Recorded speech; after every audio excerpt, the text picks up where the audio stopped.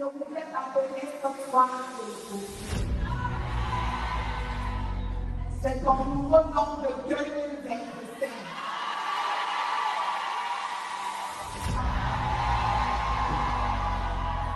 Est-ce que tu peux dire Alléluia? Je vais d'abord rendre grâce à Dieu parce qu'il m'a délivré de 25 ans de pression satanique. J'ai commencé les églises en 2014, mais je n'avais jamais vraiment vécu ma délivrance. 25 ans comme ça d'oppression satanique. J'avais peur de tout. J'avais peur du noir, j'avais peur d'être rejetée, j'avais peur d'être abandonnée et j'étais suicidaire. J'ai commencé à vouloir Attends, malgré tout ça, tu allais dans les prières, dans les églises? Malgré tout ce que dans tu les sais. églises, maman, oui. Alors j'ai commencé à vouloir me tuer. Je pouvais avoir dans les 9 ans comme ça. Parce que depuis que je suis née, moi, je n'ai jamais connu l'amour parental. Que ce soit de mon père, que ce soit de ma mère. Je n'ai jamais connu la joie d'être avec un homme. Ça, c'est des choses, bien aimées, qui brisent. Par vos enseignements, j'ai compris que Jésus-Christ même, depuis que je prie avec vous, il m'a comblé d'amour depuis le mois de mars. Je ne peux pas vous raconter le nombre de témoignages que Jésus a déjà fait dans ma vie. Alléluia, Pourquoi? Parce merci que Seigneur Jésus. je n'ai plus peur. Je ne ressens plus les oppressions sataniques. Amen. Et par la grâce de Dieu, vous avez enchaîné une série de prières sur les maris spirituels. Je rêvais tout le temps de couches de nuit, de festins de nuit, même si je dors à n'importe quelle heure je mange. Depuis que vous nous conseillez, j'ai enlevé la négativité de ma bouche. Je suis plus suicidaire. Je vais rendre grâce à Dieu ce soir.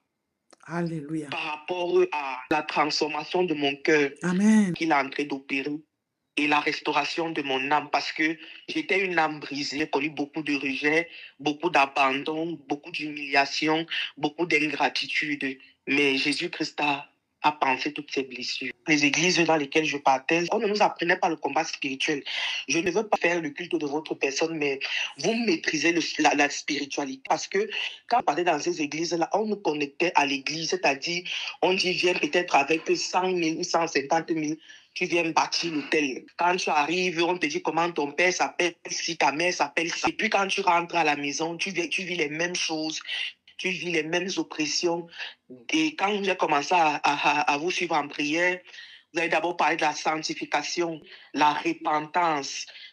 Puisque je vivais avec un homme, mais on n'était pas mariés. Et on parlait dans cette église-là, l'homme de Dieu, je ne le juge pas, mais il le savait que nous ne sommes pas mariés. Un jour, on a béni l'huile d'onction et le gars dit que, est-ce que s'il part coucher avec une femme qui est peut-être possédée et il prend l'huile d'onction, là, il met sur son sexe, est-ce que les esprits là vont entrer en lui? Quand j'ai commencé à vous écouter de la sanctification, tu ne peux pas vivre avec un homme maritalement. J'ai compris que je vivais dans le péché. C'est comme ça que j'ai commencé à me sanctifier.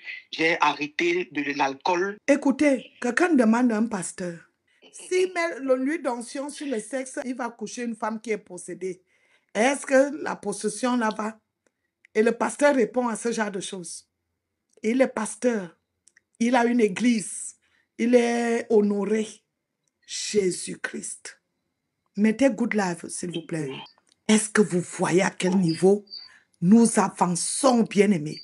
Je dis à quelqu'un, on ne te juge pas, toi qui m'écoutes peut-être aujourd'hui.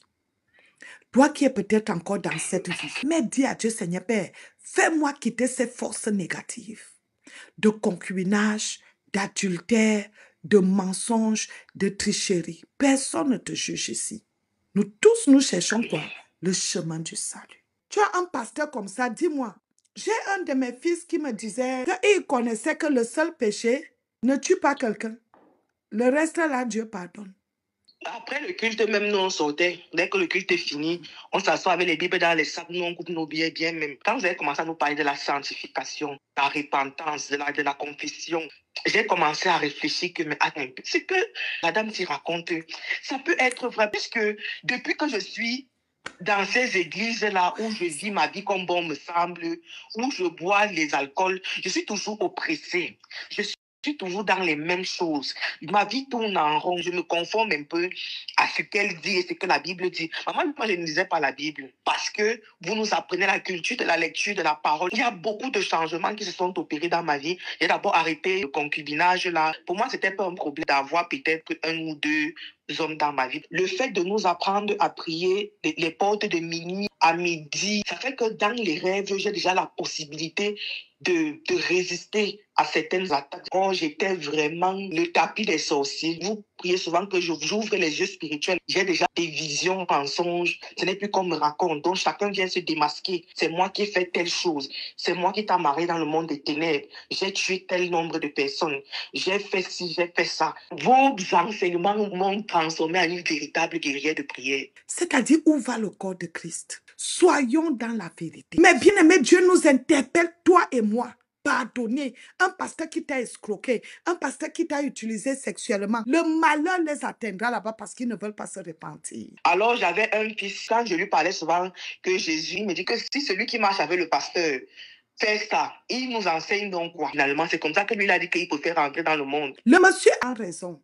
Tu arrives chez un pasteur qui t'encourage dans la bêtise, qui t'encourage dans le satanisme. Tu auras la crainte de Dieu comment?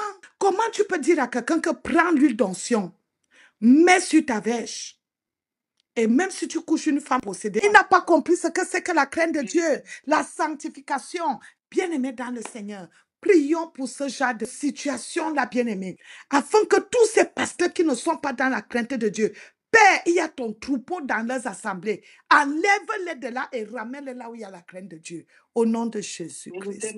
Nous, on buvait même souvent avec le pasteur, maman. On part au bar, on danse avec lui, on le colle même. Moi, je ne peux pas mentir. Et je me répands. Et quand tes collègues pasteurs viennent là, ils te disent à l'oreille, j'ai envie de faire avec toi. C'est pour dire aux gens qui m'écoutent qu'il y a Dieu dans le ministère ici. Je ne suis pas encore tombée sur une église véritable ici. Attends, il vient, vous êtes au bar. Et nous sommes au bar avec tes collègues qui sont aussi prophètes.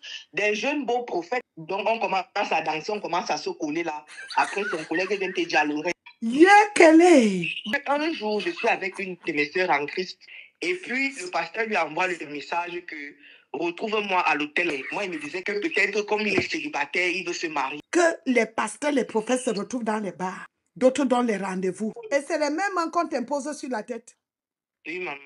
Et il te colle, il tourne les reins plus que je ne sais même pas la machine. Quand vous dansez, tu dis que mais quel prophète, quand on finit comme ça, ils ont déjà ciblé les femmes, chacun choisit son goût. Pour moi, c'était normal. Vraiment, ça, Holy Spirit, ce que j'ai vu, ce qu'on appelle être un enfant de Dieu. Je vais bénir Dieu sans hypocrisie pour le Dieu compris dans ce ministère parce que de mars en novembre, il y a un grand changement dans ma vie. Mon entourage témoigne déjà du changement de Dieu dans ma vie sur le plan comportemental. Comment on sait que j'étais une alcoolique? On ne me voit plus dans les bars, on ne me voit plus dans la mauvaise vie, on ne me voit plus dans l'impudicité. Donc, je vois la différence maintenant entre moi et la moi d'avant, c'est deux mondes différents. Amen. J'avais atteint un niveau de dépravation pas possible.